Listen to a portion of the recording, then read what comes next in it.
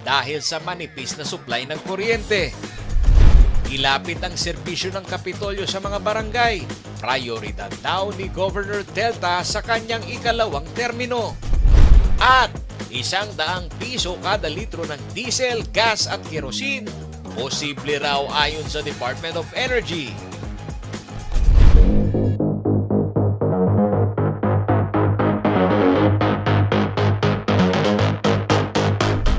Magandang araw mga kariyon, ako po si Paulo G. Santos, ang alam po ni Kuyang Justin Dizon, hahalili ngayong araw po ng Miyerkules sa ating pong unang balita. Buena mano ho, mga kaibigan, sa ating pong balitang-balita dito sa Pampanga. Minabuti po ni re-elected Pampanga Governor Dennis Delta Pineda na maging simple ang kanyang oath-taking ceremony para po sa kanyang ikalawang termino. Ngayon ho, o nito pong nakalipas na araw ng Martes, dito ho yan sa session hall ng Kapitolyo. Ayon po kay Pineda, prioridad ng kanyang administrasyon na higit na mailapit ho ang serbisyo ng provincial government sa mga kabalen sa kada barangay. Narito po ang ating balita.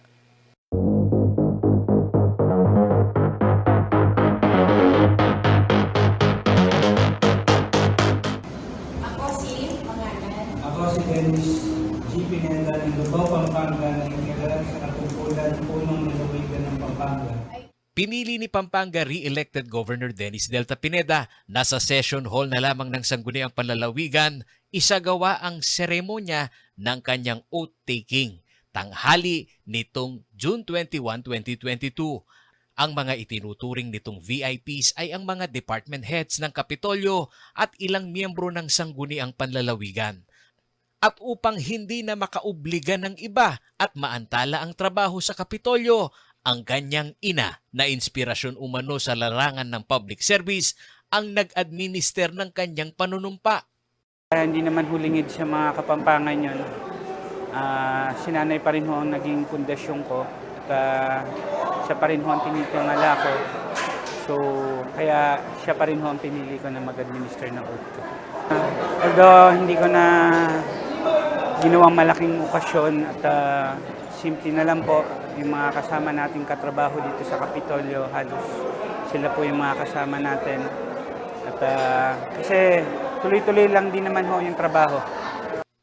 Para sa gobernador, tapos na ang halalan at malaki ang hamon na hinaharap ng probinsya, lalo na sa usapin ng economic recovery. Kaya apilan nito sa mga local leader kahit na hindi niya kapartido ay kailangan umanong makipagkaisa. Kung ano man ho yung nangyari, tiklop na ho natin. Kung ano man ho yung mga katunggali natin, meron na naman ho susunod na naman na eleksyon, doon na lang ho tayo. Pero nakikiusap ako na sana tulungan naman ho lahat. Barangay level, municipal level, provincial level, kung magkaroon man ho tayo ng, nagkahiwalay man ho tayo ng desisyon noong nakaraan eleksyon, sana ho magsama-sama tayo ulit ngayon para tumulong sa mga tao. Kilala ang Administrasyong Pineda sa accessible na healthcare program nito. Ayon kay Governor Delta, hindi lamang ang COVID-19 ang kinahaharap na krisis na pangkalusugan ng mga kabalen, kundi ang implikasyon ng hindi paglabas para makapagpagamot kaugnay ng iba't ibang uri ng karamdaman. Kaya ang medical mission, ultimo laboratorio at doktor, asahan ng magiging accessible daw sa barangay level. Actually, nag-start na ho tayo. So, especially right now, nakailang patawag na ho tayo ng mga taong nahihirapan, especially magpagamot, free, mga major, minor operation na Kapampangan na walang pambayad. Nag-start na ho tayo ulit na magpatawag. Kung na-stop man ho dati ito because of sa pandemic, alam naman ho natin. So, ngayon medyo maluwag na ho tayo. Nag-start na ho tayo magpatawag ulit ng mga tao. Actually, hinahanap na ho natin to barangay level itong mga tao na to. Sa ilalim ng Mandanas Garcia ruling ng Korte Suprema, may malaking pondo at malaking obligasyon ang mga lokal na pamahalaan mula sa munisipyo hanggang sa barangay level. Guided dapat umano ang mga ito, partikular na sa mga usapin na pagkakaroon ng sentralisadong universal healthcare program na dapat hindi underman o kulang sa tao ang kada departamento na may malaking mandato. Kasama umano ito sa 10-point agenda ng Administrasyong Pineda at ayon kay Special Assistant to the Governor na si Ms. Angie Blanco, sa leadership ni Governor Delta, unang pinalakas ang manpower component sa kada departamento. Ang last na in-accomplish namin before the election ban, yung pong pangako namin sa mga empleyado na yung nagkaroon po tayo ng HRD study. So lahat po ng mga departments na kulang ng tao ay kinreate po natin yung mga positions, no? And then lahat po ng mga vacant positions na dahil may qualified naman po ay inopen natin noong December. Prioridad din daw ng administrasyon ang economic recovery sa lalawigan. Kabuhayan, health, agriculture, yung sa ating sa mga farmers, and of course yung sa ating mga businessmen po natin, no, kailangan maka-recover po tayo kasi more than 2 years din po tayo na pandemic, and of course nag-suffer ang business sector. So tutulungan po natin silang mayangat ang kabuhayan through the incentive siguro na ibibigay sa ating mga negosyante po, no. Samantala, tiniyak naman ni Pineda na magiging bukas umano ang konsultasyon at deliberasyon sa pagpaprioridad ng proyekto at paglalaan ng pondo upang matugunan ang pangangailangan ng mga Kapampangan. Paulo G. Santos, CLTV News.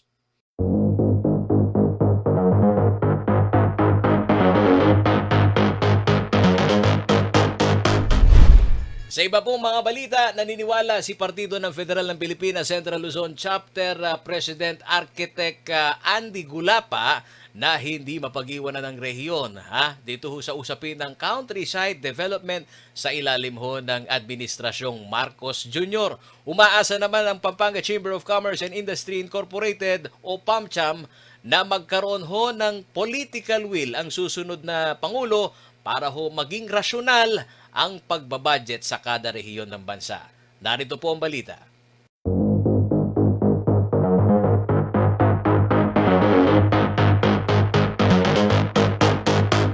Hindi raw umaasa na mabigyan ng posisyon sa gobyerno si Architect Andy Gulapa, ang tagapangulo ng Partido Federal ng Pilipinas sa Central Luzon Chapter. Si Gulapa ay kapartido at masugid na taga-suporta ni President-elect Ferdinand Marcos Jr. Ngayon po, nanalo na sila, tapos na po ang obligasyon natin bilang isang supporter at bilang isang presidente ng Partido Federal ng Pilipinas.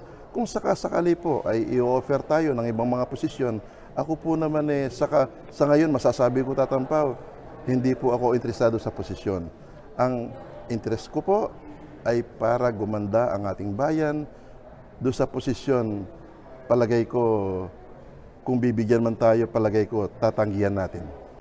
Ayon kay Gulapa, ang political accommodation ay kasama na sa kultura ng politika matapos ang halalan sa bansa. Ngunit mas interesado umano siya na matupad ng susunod na administrasyon ang advokasya nilang mga local leader sa Pampanga na huwag maantala ang countryside development. Ito ang konsepto ng namayapang si Levi P. Laus, kung saan ang development ng bansa ay hindi lamang dapat nakasentro sa Metro Manila. Kaibigan nating matalik dyan si Mr. Laus, si Pari Levi, dahil nung binalangkas ang PAMCHAM, Pampanga Chamber of Commerce, isa tayo sa founder, isa tayo sa director ng PAMCHAM during that time. At palagay ko po, ang intention din at ang pangarap ni BBM, yung countryside development na pangarap din ni Levi Laus ay magaganap itong termino niya. Makabubuti raw na ma-relocate ang mga big-ticket industries sa countryside, partikular na sa mga lokasyon ng Philippine Economic Zone Authority o PEZA. Nakaabante raw dito ang Central Luzon dahil na rin sa Subic Freeport at Clark International Airport. Bilang urban developer, tiwala si Gulapa na malaki raw ang potensyal ng agro-industrial, agroforestry at mineral processing sa rehiyon. Samantala, sinang-ayunan naman ni Pampanga Chamber of Commerce and Industry Incorporated PAMCHAM Chairman Jess Nicdao si Gulapa. Magkakatalo lamang umano ito sa political will ni Marcos Jr. na baguhin ang 70-30 na budget allocation ng national government na higit na napopondohan ang National Capital Region. For one is in more budget for the countryside.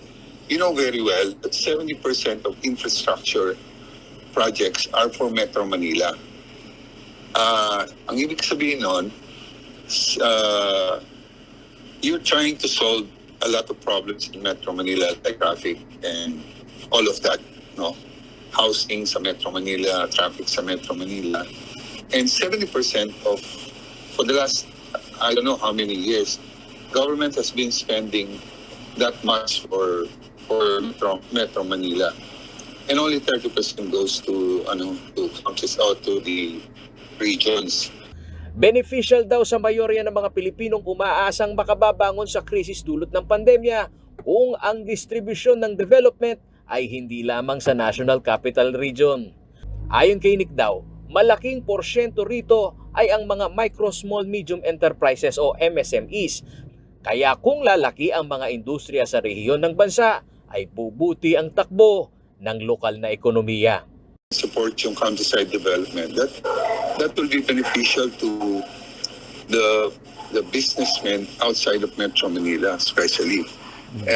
Lalong-lalo na yan with the aftermath of the pandemic, or even nasa pandemic pa rin tayo ng konti.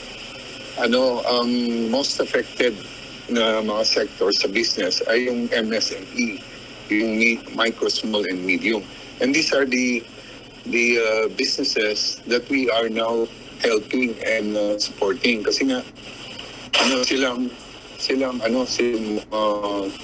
deeply affected ng pandemic. Sa pagpili ng administrasyon sa mga economic leaders, tiwala ang PAMCHAM na hindi malalampasan ang kanilang panawagan na pantay na distribusyon ng yaman ng bansa sa pag-usbong ng industriya sa rehiyon. Paolo G. Santos, CLTV News.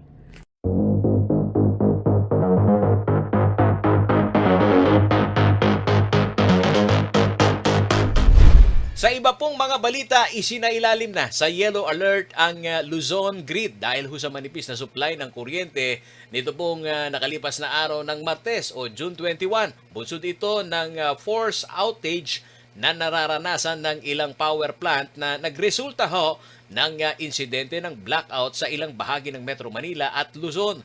Ayon ho sa National Grid Corporation of the Philippines o NGCP, 7 power plant ang nakakaranas ho ngayon ng power outage. Ito ang Quezon Power Philippines Limited, Southwest Luzon Power Generation Corporation at ito ho'y may numerong 1, 3 at 4. At ito hong GN Power Mariveles Coal Limited Company 1 at 2 at Calaca 2. Dagdag pa ng NGCP, umabot ho raw ng 11,385 megawatts ang operating requirement nitong Lunes habang nasa 12,251 megawatts lamang ang available capacity.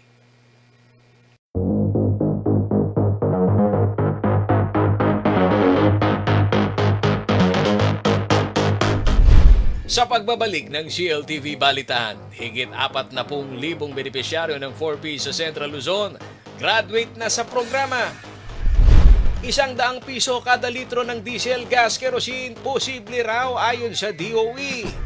At supermarket sa Angeles City, nilooban, pera sa ATM, tinangay ng mga kawatan. Manatiling nakatutok para po sa iba pang mga nangungunang balitang Central Luzon.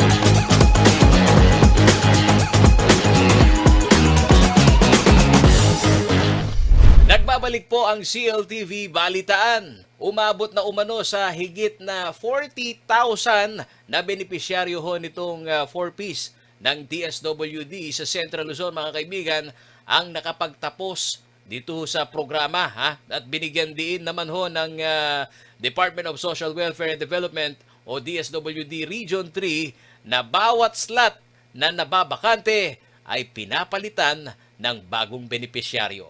Narito po ang balita.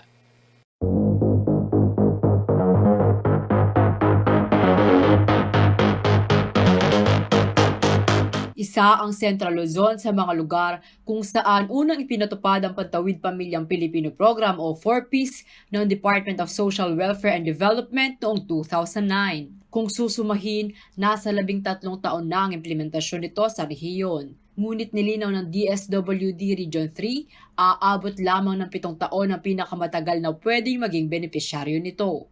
Pagkatapos ng itinakdang taon, otomatiko nang magtatapos o gagraduate sa programa ang mga miyembro ng programa at tatanggalin na sila sa listahan.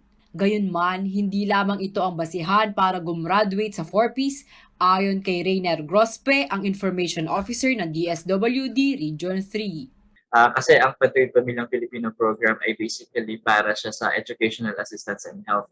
So kung wala ka ng below 18 years old, automatic na mag-graduate ka na sa Pantawid. Or kapag na-reach mo na yung self-sustaining level, no, ng pamumuhay, yung kaya mo nang mabuhay mag-isa, pwede ka na mag-graduate. Sa ngayon ay nasa higit 40,000 na umano ang nagtapos sa 4-piece sa rehiyon. Kung sakali umanong matanggal sa 4-piece dahil wala ng anak na menor de edad, tutulungan pa rin umano sila na mabigyan ng ayuda ng lokal na pamahalaan. May support pa rin. I-endorse ka for continuous support sa local government.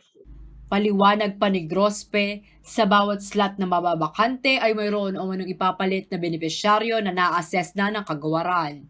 Base din sa batas, kapag may mga nag-graduate na beneficiary ng Pantawid Pamilyang Pilipino Program, automatic na yung slot nila ay mapupunta dun sa mga identified pool pa natin ng mga families na hindi pa kabilang dun sa program.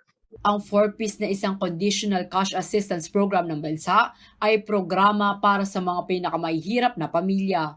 Sa ilalim ng programang ito, nagbibigay ang gobyerno ng buwan ng 500 pesos para sa health and nutrition expenses, 300 pesos naman para sa educational expenses ng bawat isang anak na below 18 ang edad. Sa ngayon, mayroon umanong higit 307,000 4-piece beneficiaries sa Central Luzon at higit 4.4 million naman sa buong bansa. Liana Canilaw, CLTV News.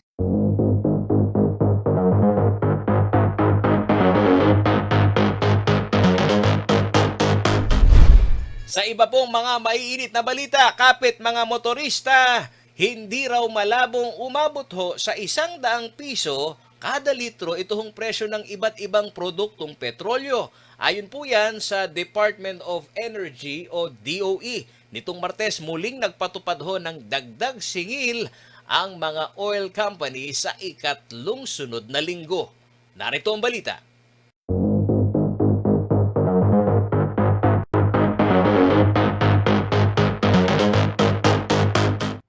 Posible raw pumalo sa 100 piso kada litro ang presyo ng produktong petrolyo kung magpapatuloy ang lingguhang pagtaas dahil sa iba't ibang salik ayon sa Department of Energy o DOE. Paliwanag ni Energy Undersecretary Gerardo Erguisa Jr., posible ang 100 pesos per liter ngunit malabo raw mangyari sa isang linggo lamang. Kung based sa isang dramatic, extreme reason, bigla na lang aangkat at tataas, hindi naman, no. Pero ang nangyayari dito, nagpapatong-patong-patong, may posibilidad dyan kung tuloy-tuloy na bawat araw, bawat linggo, tumataas. Pero yung biglaan na pag-angkat naman, pagtaas ng 100, yun hindi naman mangyayari yun most likely. Nag-anunsyo ang oil firms ng price increase epektibo ngayong Martes, June 21. 80 centavos ang dagdag presyo sa kada litro ng gasolina, 3 pesos and 10 centavos sa diesel habang 1 pesos and 70 centavos sa kerosene. Ito na ikatlong sunod na linggo ng pagtaas sa presyo. Ayon kay Erguisa, ang pagtaas ngayong linggo ay dulot ng pagtaas sa halaga ng US dollar, gayon din ang mataas sa demand sa diesel. Biglang tumaas po ang presyo ng dolyar last week. Kaya yung multiplier ho natin sa dolyar, hindi ho constant tumaas. Kaya i-multiply mo yung per barrel, tumaas yung net effect niya. Ayun ho ang isang rason kung bakit talagang bagyang tumaas ulit dahil tumaas yung dolyar. Pangalawa, yung sa technology ho, no? Ang demand sa diesel, no, lalong-lalo nakita niyo tumaas. Ipiniliwanag din ni Erguisa kung bakit mas mataas na ang presyo ngayon ng diesel kumpara sa gasolina. Ang refinery process, so yung desulfurization process sa diesel is self-limiting. So halos constant lang, hindi nag-i-increase so yung production sa diesel. Kaya hindi niya talaga makikater yung actual demand kasi because of this process dun sa technology, talagang naiipit ang diesel. Muli namang nanawagan si Erguisa na amyendahan ng Oil Deregulation Law na paulit-ulit ng pinananawagan ng ahensya at ng Malacanang. Binigyang punto naman niya ng pag-amyenda sa batas ay mahirap maipasa bago matapos ang termino ni Pangulong Duterte sa pagtatapos ng buwan ng Hunyo. Samantala ay naprobahan na ng Committee on Energy ng mababang kapulungan ng amendment sa batas kung saan institutionalize ang minimum inventory requirement ng bansa at pagtulak sa unbundling ng domestic prices. Ayon kay Marikina City Representative Stella Luz Kimbo, isa sa authors ng panukala, ang lingguhang pagbabago sa MOPS o Mean of Platts Singapore o ang daily average ng lahat ng trading transaction sa diesel at gasolina na ina-assess at sinasummarize ng Standards at Poor's Platts, isang Singapore-based market war service, ay hindi raw dapat maging basihan sa price monitoring sa bansa. Sa pamamagitan ng pag-amyenda sa batas, mapipigilan ng mga kumpanya ng langis sa hindi makatarungang adjustment sa pump price base sa lingguhang pagbabago sa MOPS kahit pa ang kanilang inventaryo ay nabili sa mas mababang presyo. Sa bahagi naman ni Bayan Muna Representative Carlo Zarate, ang approval ay inisyal na hakbang sa tamang direksyon upang makita ang totoong presyo ng krudo at hindi na ito maitatago ng mga oil company. Jennifer Salenga, CLTV News.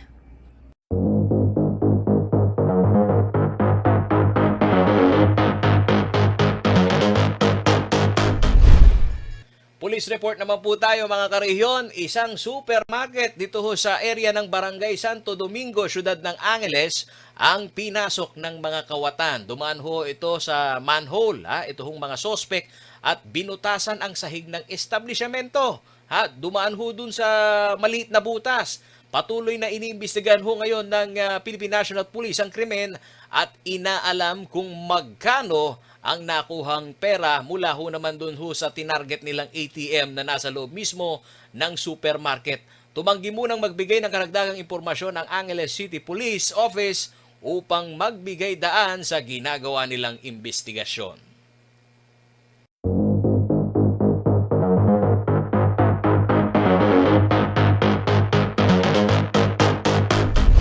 Sa pagbabalik ng CLTV Balitaan, Apalit LGU nanawagan na pag-aralang mabuti ang paglalaan ng pondo sa mga kalsada. Gusali sa Lubao, tinupok ng apoy. Halaga ng pinsala umabot sa 1.3 million pesos. At Marcos Jr., pansamantalang uupong kalihim ng Department of Agriculture. Manatiling nakatutok at magbabalik ang CLTV Balitaan.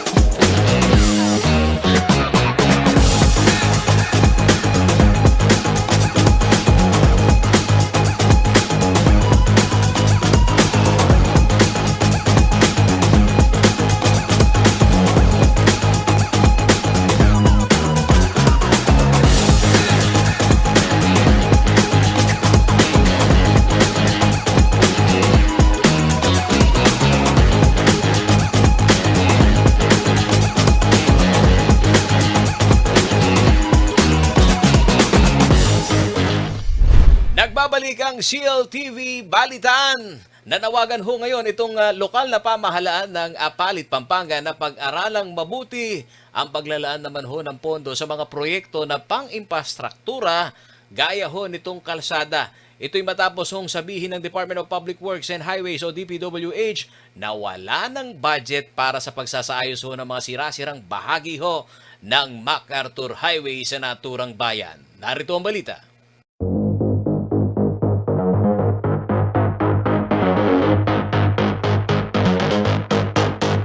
Wala na raw pondo. Ito ang inamin mismo ng mga opisyal ng Department of Public Works and Highways o DPWH Central Luzon, kaugnay ng kalunos-lunos na sitwasyon ng MacArthur Highway sa bahagi ng Apalit, Pampanga. Ayon kay Glenn Danting, Acting Municipal Administrator ng Apalit, sariling sikap na lamang daw ang munisipyo para lapatan ng paunang lunas ang sirasirang kalsada na nasa ilalim ng pangangalaga ng DPWH. During our meeting with the Regional Director of the DPWH at saka yung ating district engineer, sila mismo nagsabi talaga wala nang pondo para sa upgrading at saka sa concreting ng parting yun ng MacArthur Highway. So, with the bigger budget naman from our LGU, mabuti naman at mayroon tayong kapartner, no? yung JV at saka yung Prime Group, will do temporary works na naman doon sa daan. Ginawa na namin to before kaya lang talaga dahil nga umuulan, nawawash out yung ginagawa namin. Bukod sa mabigat na daloy ng trapiko at madalas na pagkakasira ng mga sasakyan dahil sa lubak-lubak na daan, takaw aksidente rin daw ito ayon sa mga motorista. May natamaan natin doon sa sirang daan. Okay sir, anong masasabi niyo na malaking pasakit ang daan natin dito sa Apalit? Traffic sir. Traffic tsaka sa pagbiyahe namin. Dahil dito, nanawagan ngayon ang lokal na pamahalaan ng Apalit na pag-aralang mabuti ang budget allocation sa mga kalsada. Well, yun naman panawagan natin na hindi nagbabago. Iayos ang ating MacArthur Highway. Mahabang stretch yan, alam naman natin. Pero sana, sa susunod na mga pagkakataon, ay unahin talaga yung lugar na nangangailangan ng pagsasaayos.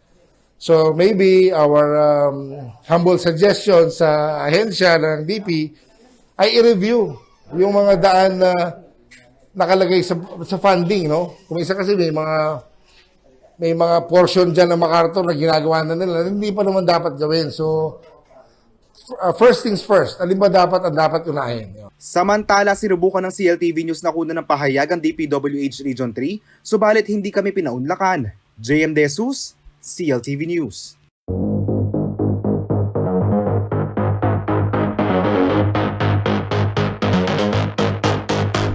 Sa ibang mga balita, aabot naman ho sa 1.3 million pesos na halaga ho ng mga paninda at ari-arian, mga kabalen, ang naabo matapos hong masunog ang isang one-story commercial building dito ho sa bayan ng Lubao, Pampanga.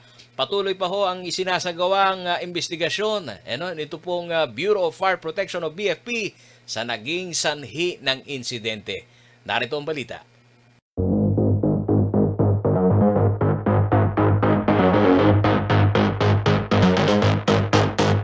Nagmistulang uling na lang ang mga kahoy na ito na dating kisame ng gusaling tinupok ng apoy sa Lubao, Pampanga, Lunes, June 20. Alas 8 ng gabi nang matanggap umuno ng tawag ang Lubao Fire Station ukol sa nasusunog na one-story commercial building sa barangay Santa Cruz. Bali, yung commercial building po is composed of 5 stalls. Yung dalawang una, occupied by Labco, General Merchandise, tapos isang RTW, and yung dalawang sumunod is Marem Variety Store. Yung isa na plastic store, hindi po siya nadamay, nasig po siya. Gamit ang 5 fire truck at matapos ang higit 1 oras sa pakikipagbuno ng mga bumbero, ay naideklarang fire out ang naturang sunog. Patuloy yung munong iniimbestigahan ng sanhi ng sunog na nakapaminsala ng higit 1.3 million pesos na halaga ng ari-arian. Maswerte namang walang nasaktan sa nasabing insidente. Samantala, nilinaw ng BFP Lubao na hindi ang mismong public market ang nasunog. Yes sir, kagabi kasi maraming nag-Facebook live. Ang sinasabi nila, nasusunog ang public market ng Lubao. So, hindi po siya, lilinawin po namin, hindi po siya public market. Ang affected po na building is private property siya na composed of 5 stalls. Yun lang po. Panawagan din ng BFP Lubao na unahin umano ang pagtulong sa mga nasunugan at tumawag sa kanilang hotline bago mag-post sa social media. Anila mas madali na umunong kumontak at humingi ng tulong dahil mayroon ng apang BFP Central Luzon na kung saan maaaring tumawag ng 911 at direktang mag-report sa kanilang tanggapan. Ugaliin po natin na bago tayo mag-Facebook Live, tulungan po natin yung mga nasunugan through pagtawag sa mga hotline 911, tapos yung mga hotline ng mga fire station, meron naman po yan sa mga Facebook natin, yung mga sa Bureau of Fire Protection, lalo na po yung app natin na inaano ngayon, yung Fire Out sa Central Luzon, yung sa Region 3, doon po pwede na pong tumawag kahit saan po dito sa Region 3. I-download lang po yun doon sa Play Store ng Google Apps. Yun po yung Fire Out natin. JM De Jesus, CLTV News.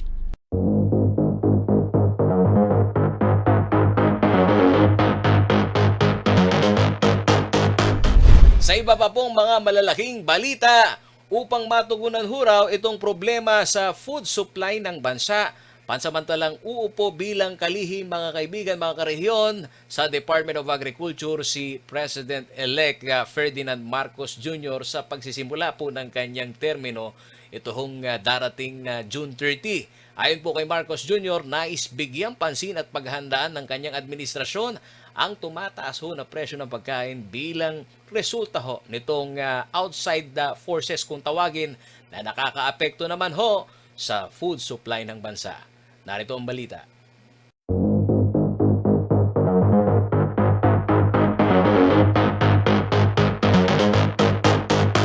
Simula June 30 ang petsa ng kanyang pag-upo sa pwesto bilang bagong Pangulo ng Pilipinas, si President-elect Ferdinand Bongbong Marcos Jr. na muna raw ang pansamantalang magiging kalihim ng Department of Agriculture. Inanunsyo niya ito ilang linggo matapos magbabala ang Department of Agriculture ng food crisis sa second half ng taong 2022.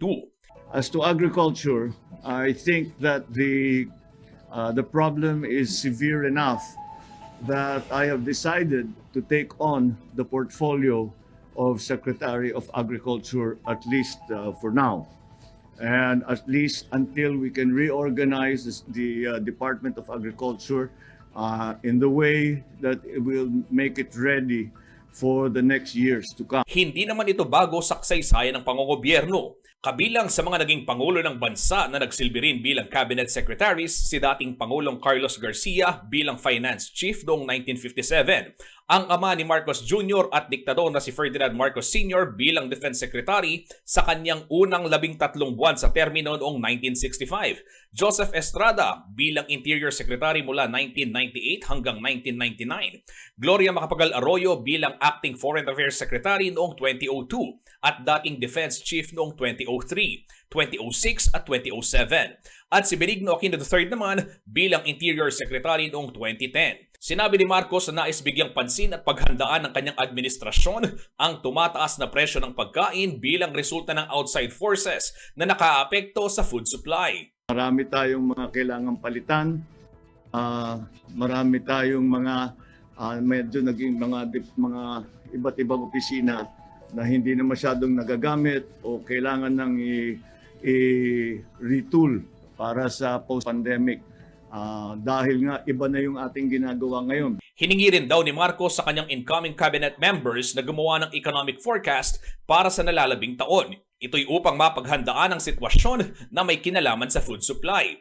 Matatanda ang Mayo nang ihayag ni outgoing Agriculture Secretary William Dar ang babala sa krisis sa pagkain, bunga ng pandemya at patuloy na pagtaas ng fuel prices dahil sa pananakop ng Russia sa Ukraine. Kasama si Jennifer Salenga, Justin Dizon, CLTV News.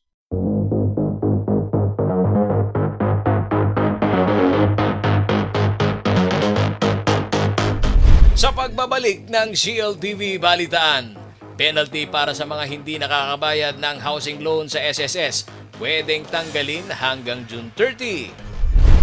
At 8 paaralan sa Central Luzon, kinilala ng Brigada Eskwela National Awards.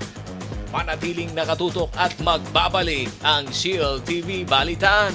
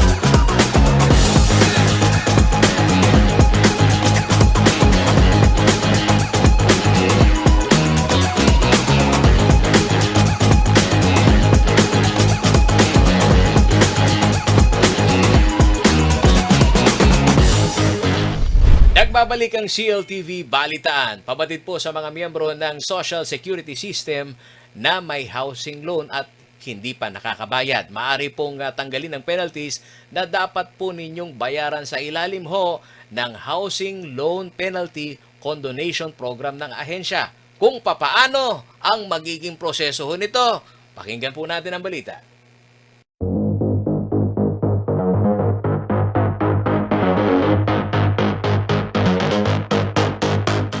Pinalawig ng Social Security System o SSS ang Housing Loan Penalty Condonation Program o HLPCP hanggang katapusan ng Hunyo. Ayon kay SSS Luzon Central 2 Regional Communication Officer Julie Ann Arellano, dapat makapagsumite ng aplikasyon ang miyembrong nais magbayad ng amortisasyon sa housing sa pamamagitan ng HLPCP bago o sa June 30. Ito'y upang makatamo ng condonation kung saan ang principal at interest na lamang ang babayaran na wala ng penalties.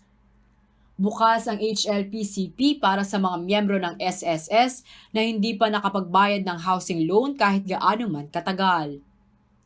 Kapag naisumite na raw ang aplikasyon upang hindi magbayad ng mga penalties sa ilalim ng HLPCP, dapat munang bayaran ang 25% sa kabuuang principal at interest sa loob ng 70 araw. Bibigyan din ng SSS ng 24 na buwan ng miyembro na mabayaran naman ang natitirang 75%. Kabilang sa mga pasok na makinabang sa HLPCP ang mga nakakuha ng Direct Individual Housing Loan Program kung saan kasama ang mayroong duplex housing loan accounts. Gayon din ang Direct Housing Loan Facility or Overseas Filipino Workers at Workers Organization members. May 6% na interest na kalakip ang babayaran na principal sa ilalim ng HLPCP. Binigyang diin ni Arellano na masasabing housing loan delinquent ang isang miyembro ng SSS kung may hindi nababayarang amortisasyon sa nakalipas na 6 na buwan. Sa tala ng SSS Luzon Central 2, may ilang mga miyembro pa na sakop nito na hindi nakababayad ng regular sa housing loan mula pa noong 1990s. Tinatayang nasa 72.7 million pesos na penalties ang ipapawalang bisa ng SSS habang may inisyal na 33 milyong piso naman ang makokolekta sa ilalim ng SSS Luzon Central 2. Samantala, maaaring bayaran ang mga obligasyon sa housing loans sa ilalim ng HLPCP sa SSS Processing Center sa lungsod ng Tarlac. Sa ngayon, hindi pa tumatanggap ang SSS ng mga bayad kaugnay sa housing loans sa kanilang mga branch. Liana Canilaw, CLTV News.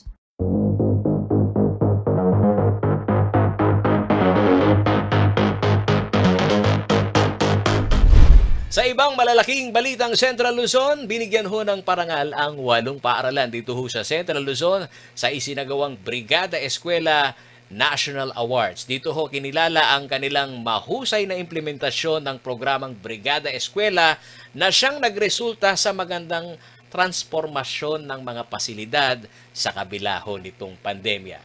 Yan ang balitang hatid sa atin ni Jenna Lumbang Parungaw.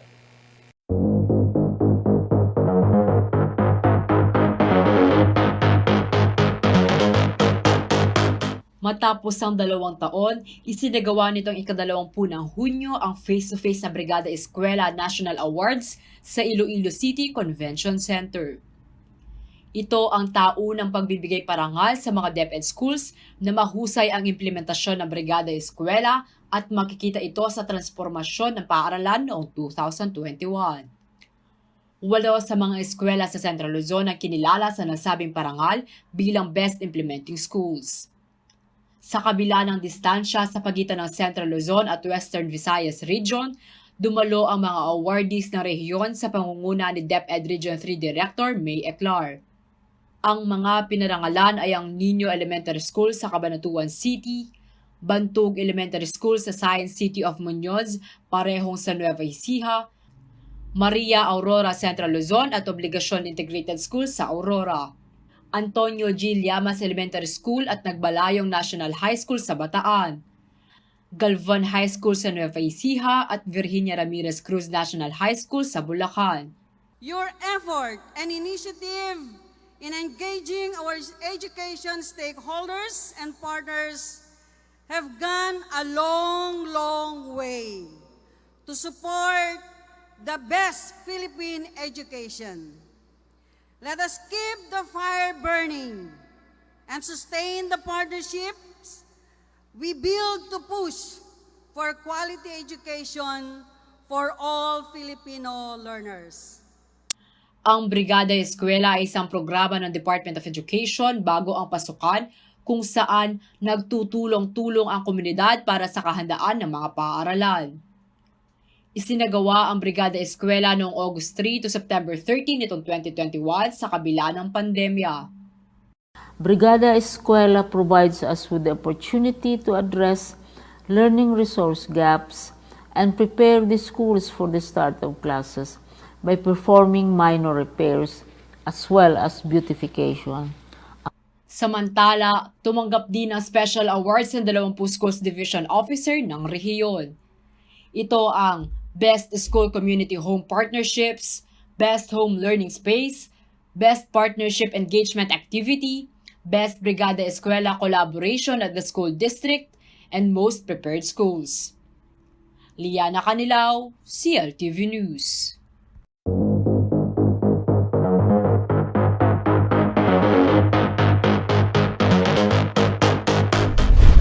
Alamin naman po natin ang magiging lagay ng panahon mula kay Ginoong Manny Esquera, ang Chief Weather Forecaster ng Pag-asa dito ho sa Clark.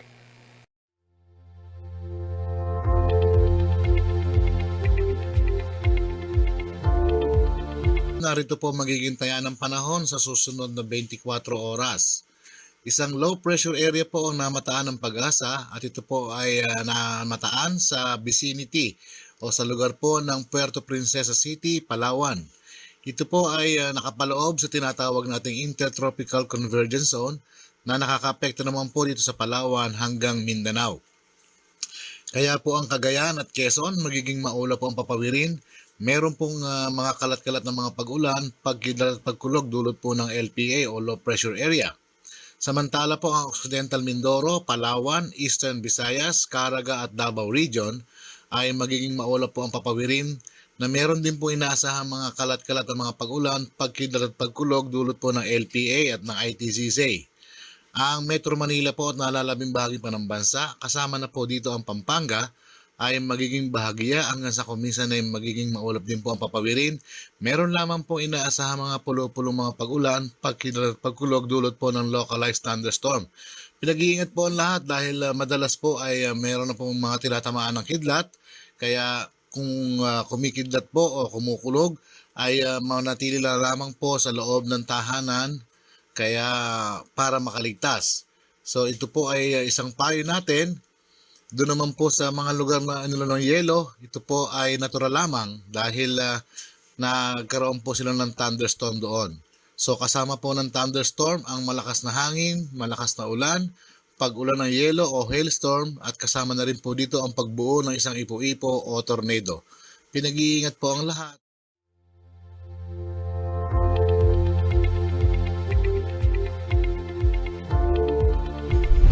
At yan ang mga balitang nakalap ng CLTV Balitaan. Para po sa karagdagang detalye, maaari po ninyo kaming i-follow sa aming pong mga social media pages, mga karihiyot. Sa aming pong Facebook page, dalawa ho ang aming account, at CLTV36 Official at CLTV36 News.